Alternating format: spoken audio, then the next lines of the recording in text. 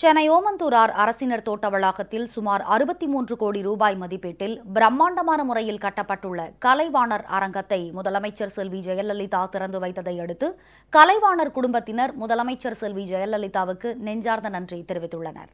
சென்னை ஓமந்தூரார் அரசினர் தோட்ட வளாகத்தில் இருந்த கலைவாணர் அரங்கம் முந்தைய திமுக ஆட்சியில் இடிக்கப்பட்டது.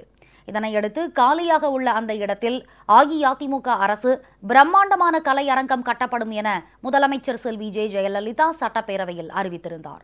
அதன்படி சென்னை ஓமந்தூரார் அரசினர் தோட்ட வளாகத்தில் 1,92,200 சதுர அடி கட்டட பரப்பளவில் 62 கோடியே 73 லட்சம் ரூபாய் மதிப்பீட்டில் பிரம்மாண்டமான முறையில் அனைத்து வசதிகளுடன் கூடிய புதிதாக கட்டப்பட்டுள்ள கலைவாணர் அரங்கத்தை முதலமைச்சர் செல்வி ஜெயலலிதா நேற்று முன்தினம் திறந்து வைத்தார். கலைவாணர் NS கிருஷ்ணனின் நினைவை போற்றும் வகையில் பிரம்மாண்டமாக கட்டப்பட்ட இந்த கலையரங்கத்தை உருவாக்கியுள்ள முதலமைச்சர் செல்வி ஜெயலலிதாவுக்கு கலைவாணர் NS கிருஷ்ணனின் குடும்பத்தினர் நெஞ்சார்ந்த நன்றியும் பாராட்டும் தெரிவித்துள்ளனர். அது இடிக்கப்பட்டதுன்னு கேள்விப்பட்டப்போ ரொம்ப வருத்தப்பட்டோம். திருப்பி எப்படி வருமோ என்னவோன்னு. பிரம்மாண்டமாக கட்டிட்டாங்கன்னு மட்டும் சொல்ல முடியாது, ரொம்ப பிரம்மாண்டமாக கட்டியிருக்காங்க.